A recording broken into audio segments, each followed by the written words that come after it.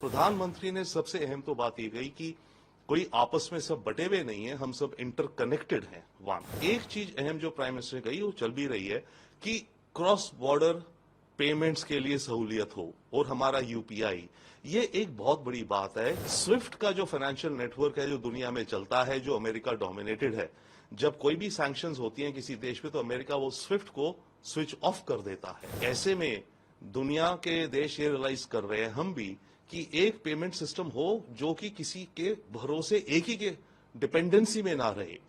अब ऐसे में हमारा यूपीआई बहुत ही अहम है।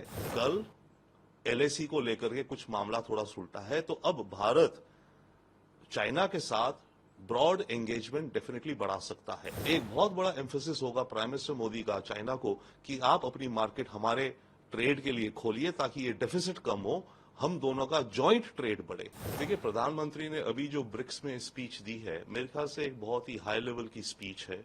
उन्होंने सबसे पहले तो ये इंडिकेट करा कि ये दुनिया है, ये नॉर्थ साउथ और ईस्ट वेस्ट में बट नहीं रही है, परंतु ये एक मल्टीपोलर वर्ल्ड बन रही है।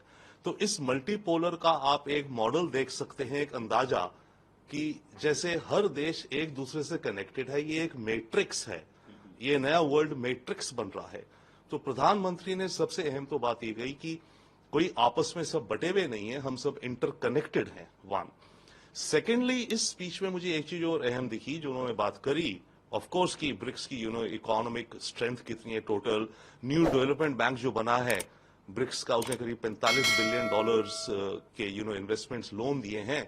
परंतु एक चीज अहम जो प्राइम मिनिस्टर ने कही वो चल भी रही है कि क्रॉस बॉर्डर पेमेंट्स के लिए सहूलियत हो और हमारा यूपीआई, ये एक बहुत बड़ी बात है। क्योंकि देखिए, स्विफ्ट का जो फाइनेंशियल नेटवर्क है जो दुनिया में चलता है, जो अमेरिका डोमिनेटेड है, जब कोई भी सैंक्शंस होती हैं किसी देश पे तो अमेरिका वो स्विफ्ट को स्विच ऑफ कर देता है।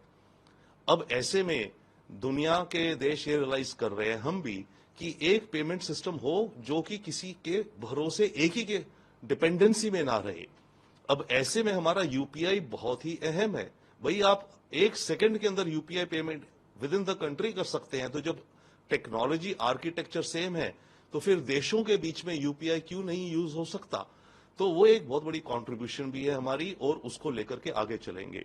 तो ये कुछ पॉइंट्स हैं आई थिंक, बट जो प्राइम मिनिस्टर मोदी ने अभी कहे हैं। देखिए, डेफिनेटली 5 सालों बाद बायलैटरल हो रहा है शी जिनपिंग और हमारे प्राइम मिनिस्टर मोदी के बीच में, तो बहुत कुछ मुद्दे होंगे, पेंडिंग होंगे, जो कि आगे चलने चाहिए।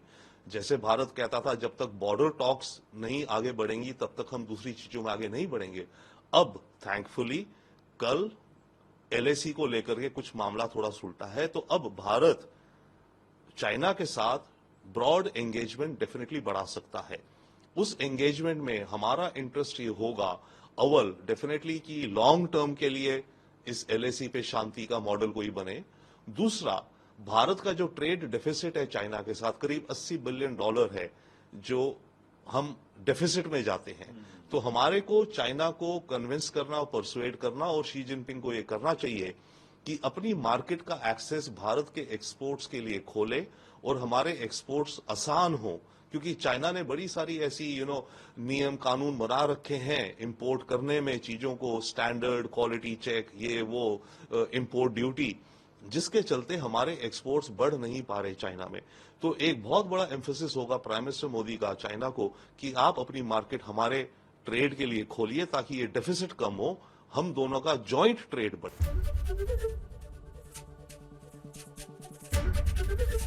एबीपी गंगा, खबर आपकी, जुबान आपकी।